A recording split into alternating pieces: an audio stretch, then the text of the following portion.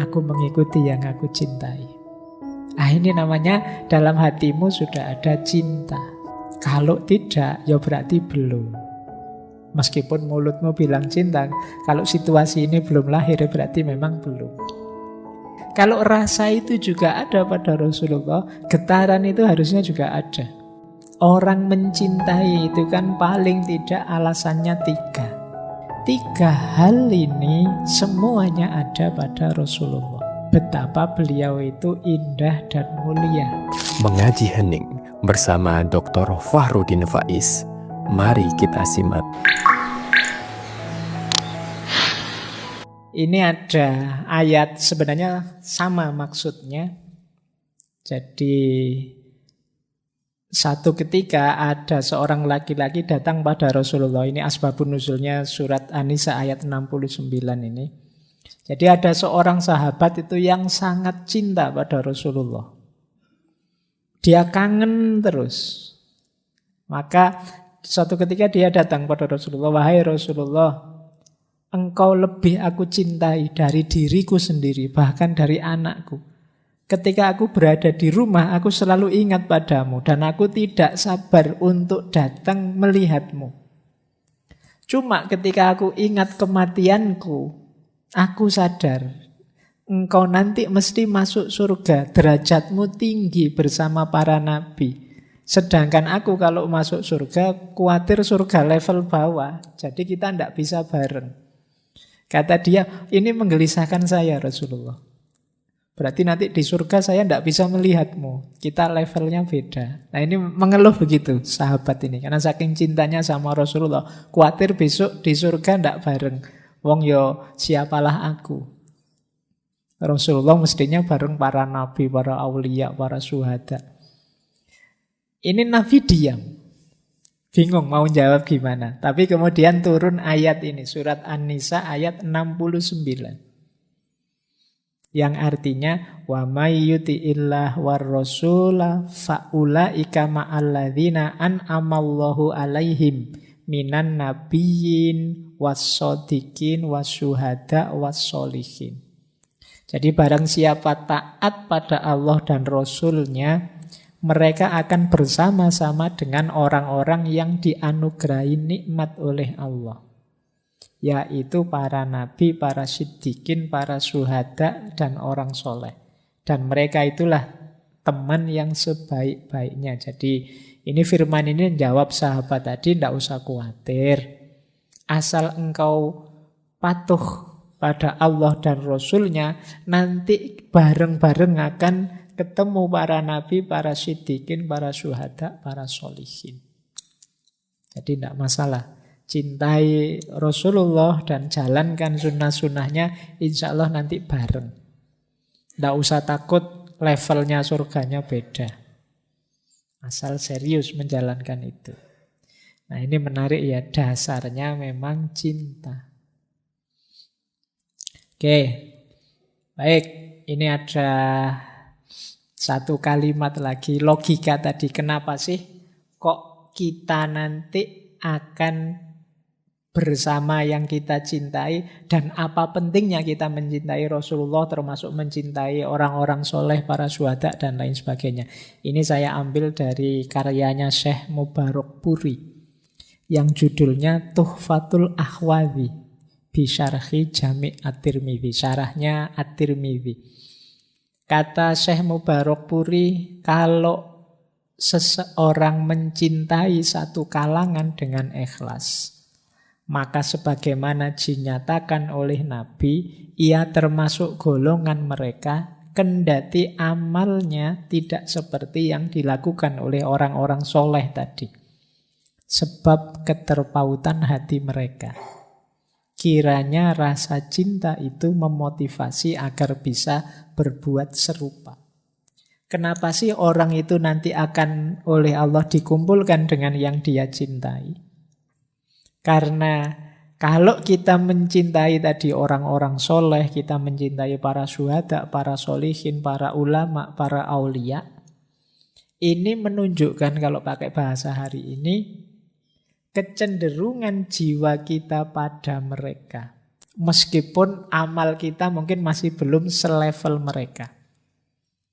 Kecenderungan jiwa ini saja kita sudah menang selangkah. Karena dengan itu kita biasanya terus terdorong untuk meniru, mengikuti. Kalau teman-teman misalnya punya kiai, punya guru, punya ulama, panutan, terus dicintai sedemikian rupa, mau tidak mau jiwa kita kan akan cenderung ke sana. Kemudian kita terdorong untuk meniru meskipun tidak sebagus, tidak selevel beliau-beliau itu. Makanya hadis almar'u ma'aman ahabba itu sebenarnya dorongan bagi kita. Yuk kita mencintai yang baik-baik, kita mencintai orang baik. Khususnya mencintai Rasulullah. Ya karena puncaknya cinta itu kan Rasulullah. Dan sebenarnya para sahabat juga orang-orang yang sangat mencintai Rasulullah. Banyak cerita-cerita, banyak contoh kasus.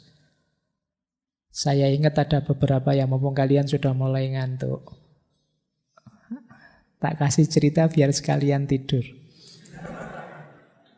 Saya tiba-tiba ingat ada kitab bagus judulnya Mukhtasar At-Tawwabin yang nulis Al-Maqdisi. Di situ ada cerita seorang sahabat masih muda, seusia kalian. Namanya Sa'labah bin Abdurrahman. Anak muda ini sangat mencintai Rasulullah. Suatu ketika dia mengalami bencana. Bencananya itu, satu ketika dia jalan di salah satu rumah. Ada yang mungkin orangnya lupa menutup pintu. Sehingga dalam rumah kelihatan.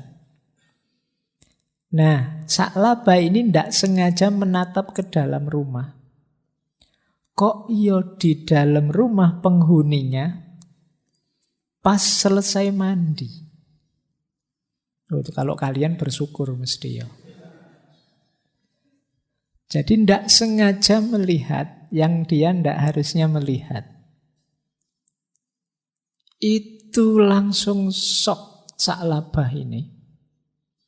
Jadi dia sangat sedih sesedih-sedihnya. Kenapa? Dia merasa, ya Allah, mataku ini berarti sudah tidak layak lagi menatap Rasulullah. Tubuhku ini tidak layak lagi dekat dengan Rasulullah. Dia stres. Itu, jangan dibandingkan kalian malah nyari-nyari gambar kayak gitu. Jadi Sa'labah ini begitu down dia karena merasa cacat aku sekarang. Jadi ceritanya kemudian beliau menjauh sampai ke padang-padang pasir. Malu ketemu Rasulullah sampai 4 hari. Akhirnya Rasulullah mencari-cari karena ini memang mungkin sering menyapa Rasulullah, dekat dengan Rasulullah. Kemana anak ini sampai 4 hari? Diperintahkanlah Umar bin Khattab untuk mencari, melacak. Khawatirnya ada apa-apa. Dan setelah dilacak, ketemu di tengah padang pasir, sedang menangis, merintih. Setelah ditemui oleh Umar bin Khattab, dia kaget. Wah, apakah Rasulullah sudah tahu kondisiku, sudah tahu kesalahanku? Saking syoknya, terus dia pingsan. Terus digendong oleh Umar pulang ke rumah. Nah, Rasulullah diberitahu bahwa ini anak ini ternyata di tengah padang pasir, situasinya mengenaskan. Kata Umar, apakah dia saya panggil menghadapmu Rasulullah? Kata Rasulullah, tidak usah, aku saja yang datang ke rumahnya.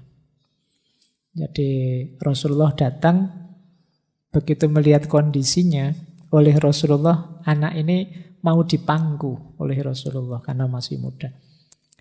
Tapi dia menjauh, tidak berani. Rasulullah, jangan. Aku sudah kotor. Aku sudah penuh dosa. Nah, terus disuruh cerita, apa sih yang terjadi denganmu anak muda? Kok kamu sampai seperti ini? Oleh Rasulullah ditanya, akhirnya dia cerita. Ya tadi, cerita melihat sesuatu yang tidak pantas dia lihat. Rasulullah terus senyum mendengar cerita itu, terus membanggakan dia. Begitu Rasulullah senyum membanggakan dia, dia meninggal. Jadi dia langsung meninggal dan ya sudah. Akhirnya diurusi oleh Rasulullah sampai kemudian Rasulullah ada ceritanya sampai turun ke liang lahatnya. Nah, ada cerita menarik waktu membawa jenazah anak muda yang luar biasa ini, Rasulullah jalannya jinjit. Nah, terus ada sahabat yang tanya, "Wahai Rasulullah, kenapa engkau berjalannya jinjit?" Aku sulit berjalan. Kenapa? Karena ini situasinya penuh sesak sekali. Banyak sekali malaikat yang turun untuk mengantarkan anak muda ini. Nah, ini ceritanya Sa'labah bin Abdurrahman. Anak muda tapi luar biasa cintanya pada Rasulullah. Dosa sedikit itu saja betapa syoknya dia. Makanya saya pesan jangan dibandingkan dengan kalian ya. Kalau kalian mungkin malah seneng sekarang nyari gitu-gitu. Ada lagi cerita yang menurut saya menarik. Ini sahabat ketika Rasulullah baru datang di Madinah. Itu menginap di tempat seorang sahabat Ansor namanya Abu Musa. Yang dipandang rumahnya agak lumayan. Abu Musa ini karena sangat mencintai Rasulullah, menghormati Rasulullah, Rasulullah ditaruh di bawah. Rasulullah silakan istirahat di lantai bawah, dia naik ke atas. Di lantai 2 bersama keluarganya. Tapi sepanjang malam itu ketika Rasulullah istirahat, Abu Musa sekeluarga tidak berani tidur. Tidak berani banyak gerak. Jadi di lantai 2 itu semua diam, tidak berani gerak, tidak berani ngomong apa-apa. Alasannya apa? Khawatir kalau gerak nanti getar temboknya, Rasulullah yang istirahat di bawah kerontokan apa kapur-kapur apa-apa itu. Jadi menjaga biar tidak ada gerakan sama sekali di lantai 2 sehingga tidak menyusahkan yang di lantai bawah. Ini Abu Musa. Sampai pagi-pagi ketika Rasulullah melihat, "Wahai Abu Musa, kok kamu pucat? Kelihatan capek sekali lelah." Abu Musa cerita, "Iya Rasulullah, semalaman saya tidak tidur. Khawatir engkau terganggu oleh kami." Akhirnya Abu Musa dirangkul oleh Rasulullah. Baik, banyak cerita-cerita begitu ya. Cintanya para sahabat pada Rasulullah. Saatnya kalian buktikan cintamu pada Rasulullah seperti apa. Oke, kita lanjutkan. Kita filsafatan sebentar ya, sudah 9:30. Kita lihat. Kita mulai dari sebab lahirnya cinta. Ini saya tidak jelaskan bolak-balik, saya jelaskan di filsafat cinta. Orang itu kan cinta sesuatu, kalau bukan karena pesona, biasanya karena jasa atau karena pemaknaan tertentu, engkau penting, engkau baik, engkau segalanya itu makna, atau karena terbiasa. Kalau bahasa Jawanya, tresno jalaran saka kulino. Karena terbiasa, maka jatuh cinta. Karena engkau aku anggap penting, aku cinta padamu. Karena jasamu besar, aku cinta padamu. Karena engkau mempesona, aku cinta padamu. Biasanya 1 di antara 4 itu. Dan untuk Rasulullah, 4-4-nya hidup. Jadi ini alasan mencintai. Saya ambil dari As-Syifa bi Hukukil Mustafa. Tulisannya Qodiyat. Kata beliau, orang mencintai itu kan paling tidak alasannya 3. Cocok dengan dirinya karena indah. Seperti tadi ya, yang mempesona, menakjubkan. Seperti makanan, minuman yang lezat. Kata Qodiyat. Yang kedua, karena mulia. Kita senang lihat orang baik, kita senang lihat ulama yang penyayang, kita senang lihat orang yang mengasihi orang lain. Jadi karena kemuliaannya, itu alasan kedua. Alasan ketiga, karena jasanya pada kita yang kita rasakan. Jadi alasannya orang mencintai itu, kata Qodiyat, 3. Keindahannya, kemuliaannya, dan yang ketiga, jasanya pada kita. 3 hal ini semuanya ada pada Rasulullah.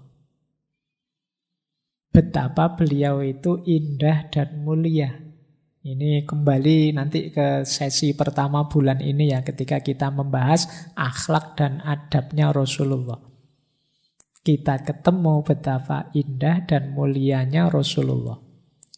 Dan yang terakhir, jasanya. Kalau ini sudah hafal kita kan, setiap kali pidato kan sholawat serta salam pada Rasulullah yang menunjukkan kita dari kegelapan menuju terang. Itu kan mulutmu hafal kalimat-kalimat ini. Jadi meskipun jarang berpikir dalam, betapa Rasulullah memang berjasa. Kalau sudah jasanya sebesar itu, kok kita belum cinta pada beliau? Itu kemungkinannya 2. Kita tidak ngerti atau kita tidak peduli. Nah, nih, kalau tidak ngerti masih lumayan, bisa dimaklumi. Kalau tidak peduli, ya segera tobat. Jadi sebesar itu jasanya Rasulullah pada kita, harusnya level relasi kita dengan beliau itu sudah cinta. Wong ada temen yang cuma nganter jemput kamu 1 bulan saja kamu sudah cinta. Wong cuma ikut hiking naik gunung sekali 2 kali saja karena saking seringnya bareng terus kamu sudah cinta. Apalagi dengan beliau Rasulullah.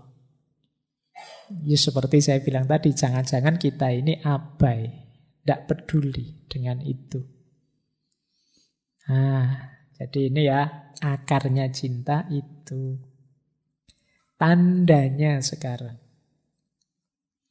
Ini tanda-tanda cinta. Kalian merasakan ini pada apa atau pada siapa, berarti itu cinta. Yang pertama apa? Kalau kita cinta pada seseorang, kita senang kalau sedang bersama. Bahkan nyari waktu untuk bisa bersama. Kemungkinan kita jatuh cinta. Kok rajin sekali sekarang ngaji filsafat. Pingin ketemu dia. Nah, itu kan ada momen bersama, tidak akan dilewatkan. Meskipun dijemput temennya mau kemana lebih asik dibandingkan ngaji, tidak. Aku ke masjid saja ngaji. Nah, kenapa? Ada yang disenangi di sini. Nanti begitu nyampe sini lihat motornya, motornya sudah ada, mesti ada di dalam ini. Seneng.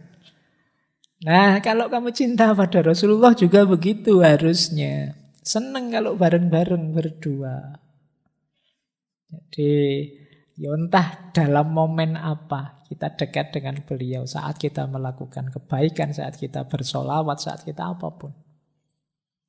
Mungkin membaca sirahnya, membaca riwayat hidup beliau, dan lain sebagainya. Jadi ini memang ciri pertama. Senang kalau bareng kekasihnya. Yang kedua, mengutamakan yang dicintai kekasihnya dibandingkan apa yang dicintainya. Jadi sebenarnya sih saya pinginnya malam ini tidur sampai subuh. Tapi kekasihku senang kalau aku itu bangun sepertiga malam terakhir. Ya sudah, aku tak bangun. Ini tanda-tanda kalian sudah cinta sama Rasulullah. Sebenarnya mulutku sudah gatel pengen misuh-misuh dia. Dia ini jengkeli sekali. Tapi yang aku cintai itu tidak suka kalau ada orang ngomong jelek, ngomong menyakiti yang lain. Ya sudahlah. Aku mengikuti yang aku cintai. Ini namanya dalam hatimu sudah ada cinta. Kalau tidak, ya berarti belum. Meskipun mulutmu bilang cinta, kalau situasi ini belum lahir, berarti memang belum. Yang ketiga, selalu ingat. Terbayang-bayang terus. Kalau ini ya otomatis kan, kalau orang cinta itu yang di kepalanya, di mulutnya, di hatinya hanya yang dicintai. Kalau cinta pada Rasulullah ya mungkin isi pikiranmu, isi hatimu, mulutmu serba Muhammad.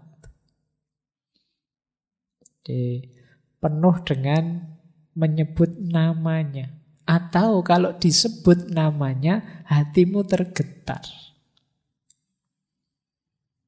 Boleh nanti kalau tiba-tiba kamu lagi asik gini, tiba-tiba ada yang menyebut nama mantanmu misalnya. Itu kan kamu tergetar hatimu. Kenapa? Masih ada rasa cinta. Bahkan kamu sendiri kadang mungkin manggil-manggil namanya dalam sepi, diam. Ya kan? Diam-diam kamu sebut namanya. Kok ya kamu tega ninggal aku misalnya. Nah, kenapa? Di hatimu ada rasa. Nah, kalau rasa itu juga ada pada Rasulullah, getaran itu harusnya juga ada. Kalau ada orang menyebut namanya, otomatis kamu tergetar menyambut. Makanya kalau ada orang membaca nama beliau kan kita sambut dengan sholawat. Cuma mungkin selama ini kita masih formalitas, jadi kadang-kadang lupa. Tapi orang yang mencintai beneran tidak akan melupakan momen ini ketika nama kekasihnya disebut. Nah, ini ciri yang ketiga. Ciri keempat, ketika kita sudah mencintai adalah tidak menyesal kalau ada yang hilang karena yang kita cintai. Yang hilang itu yang kita korbankan. Apakah itu waktu, apakah tenaga, ataukah biaya, ndak eman. Kayak tadi loh, meskipun ndak punya uang, diminta neraktir pun dibela-belain, diutangkan kemana-mana. Dan ndak merasa rugi, ndak merasa kehilangan. Waktu yang harusnya enak buat medsosan, buat HP-nan, kita korbankan sedikit demi yang kita cintai, untuk sholawatan, untuk ngaji, untuk apapun. Dan kita ndak merasa, aduh ini waktunya drama Korea jam segini malah nggak selesai-selesai ini sholawatannya misalnya. Mbok yo ndang cepet selesai, ndang keluar makanannya, ndang bubar kita misalnya. Kalau mikirmu gitu ya memang belum cinta. Kamu masih mengkalkulasi untung rugi yang kamu dapatkan. Wah, kalau saya baca sholawat sekian kali, itu lumayan loh, nanti keinginan kita terpenuhi. Yang kita cintai mesti kelepek-kelepek ini misalnya. Kamu masih kalkulasi-kalkulasi semacam itu, sebenarnya belum. Cinta yang sejati tidak pingin dibales apapun. Hanya memberi saja pada yang kita cintai. Kayak kalian tadi loh, untuk yang kalian cintai kan memberi sesuatu kan tidak eman dan tidak dibalas. Kalau malah nunggu balasan malah jadi lucu. Tidak kok. Yang penting Rasulullah ridho, sayang padaku. Aku sayang juga padanya. Nah, tidak ingin apa-apa sudah setelah itu. Kemudian menikmati ketaatan. Tidak berat dan juga tidak keberatan. Disuruh apapun, mendapat tanggung jawab apapun, tidak berat. Kemudian takut jauh dan ditinggalkan. Tidak ingin berpisah. Ingin bareng terus. Kok ngaku cinta tapi kamu mau jauh-jauh sana, jangan deket-deket terus, malu aku kalau ada kamu. Itu kemungkinan masih belum cinta. Jadi masih ada kalkulasi-kalkulasi untung rugi. Oh, kalau deket-deket kamu nanti orang-orang tahu aku punya pacar, aku tidak laku lagi nanti misalnya. Berarti ya belum cinta, itu masih ada kalkulasi-kalkulasi. Orang yang sudah mencintai itu justru ingin bersama terus, tidak ingin berpisah. Termasuk dengan Rasulullah.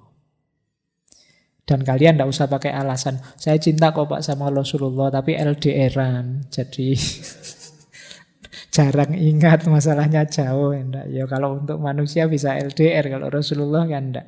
Bisa kamu hadirkan setiap waktu di hatimu. Baik, lanjut. Tidak butuh pujian, tidak peduli cacian. Dipuji orang, wah kamu hebat sekali, sholawatannya enak sekali. Ya biasa, tidak masalah, alhamdulillah. Tidak dipuji pun tidak masalah juga. Bukan itu fokusnya. Fokusnya apa? Cinta kita pada Rasulullah. Dicaci orang juga tidak masalah. Wah ini baru tobat ini mesti ya, kok banyak sholawatan ini. Anak soleh baru ini berarti. Baru hijrah ini mesti. Oh diikut. Wis terserah lah orang anggap apa. Yang penting aku ingin menghidupkan cintaku pada Rasulullah. Jadi tidak peduli pujian juga cacian. Dipuji tidak jadi sombong, dicaci tidak jadi hancur, karena itu tidak jadi fokusnya. Kalau tidak jadi fokus kita, ya tidak dipikir. Tidak dipikir itu tidak dipermasalahkan. Terserah kamu mau muji atau mau. Wong itu bukan fokus saya. Fokus saya hanya cintanya Rasulullah saja. Dan tidak pamer. Meskipun kelihatan. Orang jatuh cinta itu kan tidak ingin menunjukkan ke yang lain, ini loh aku sangat cinta, tidak. Meskipun ekspresi kecintaannya kelihatan. Kadang-kadang dia sendiri tidak sadar. Wah kamu sekarang rajin sekali nih antar jemput. Mesti sedang panas-panasnya ini misalnya. Loh, kita sendiri yang mencintai malah tidak sadar. Ya orang lihat, tapi kita kan tidak sengaja pamer. Kadang-kadang kalau pas berdua misalnya lagi ngapain, kita bantu apa, makanannya kita suapkan, atau kita tidak ngerti bahwa itu dilihat orang banyak loh. Kamu jangan demonstratif, tidak fokus ke situ, tidak ingin pamer. Ya mestinya memang kelihatan. Nah mungkin kalian juga begitu nanti kalau cinta sama Rasulullah, secara tidak sadar sering sholawatan, secara tidak sadar ingin mencocok-cocokkan gaya hidupmu dengan Rasulullah, tidak masalah. Mungkin dipuji orang, mungkin juga dicaci, tapi fokusnya tidak ke situ. Dan tidak ingin pamer. Biar saja orang melihat, biar saja orang komentar, menurutku yang baik begini, sesuai dengan tuntunannya Rasulullah. Ya tentu saja pemahamannya masing-masing orang beda tentang tuntunannya Rasulullah. Itu wong manusia itu memang saya bilang tadi makhluk makna. Jadi ada yang mengutamakan sunnah yang ini, ada yang mengutamakan sunnah yang itu. Ada yang mengutamakan saya akhlaknya Pak. Oh kalau saya kostumnya Pak. Kalau saya pokoknya malam Jumat itu sunnah Pak. Kalau saya macam-macam kan orang menerjemahkan sunnahnya Nabi. Tapi semangat mengikuti sunnah yang lahir dari cinta, itu cirinya ini tadi. Tidak ingin dipuji, tidak peduli dicela, tidak ingin pamer, dan lain sebagainya. Jadi ini tanda-tandanya cinta. Kalau ingin mendalam boleh dibaca kitabnya Mbah Yai Hasyim Asy'ari. An-Nurul Mubin fi Mahabbati Sayyidil Mursalin. Ini saya kutipkan ya, tanda-tanda cinta pada Rasulullah. Kata beliau yang pertama tentu saja meneladani Rasulullah dalam kondisi sulit maupun mudah, dalam situasi senang maupun susah. Tidak nyari enak-enaknya saja, tapi kalau kebetulan kok enak ya alhamdulillah. Tidak mundur kalau pas lagi sulit, dan tidak sembrono kalau pas lagi mudah. Karena fokusnya tetap meneladani Rasulullah. Yang kedua, sama seperti tadi ya, banyak menyebut namanya. Yang ketiga, rindu bertemu dengannya. Karena orang yang cinta itu ingin dekat selalu. Yang keempat, mengagungkan dan menghormatinya saat menyebut namanya. Jadi jangan sembarangan menyebut nama Muhammad saja, bahkan dengan nada yang merendahkan, melecehkan. Jadi karena itu tadi, biasanya orang yang mencintai itu akan marah kalau ada nama kekasihnya disebut dengan konotasi merendahkan. Dan dia akan memperlihatkan kerendahan hati, kekhusyuan saat mendengar namanya. Terus kata Mbah Hashim lagi, mencintai orang yang mencintainya. Mencintai ahlul baitnya, para sahabatnya. Termasuk membenci orang yang membenci itu semua. Jadi sesama pecinta Rasulullah ya saling mencintai. Itu kan orang yang mencintainya juga. Kita juga mencintai ahlu baitnya, keluarganya Rasulullah, sahabat-sahabatnya. Bukti lagi kita cinta Rasulullah, ya cinta sama Al-Quran.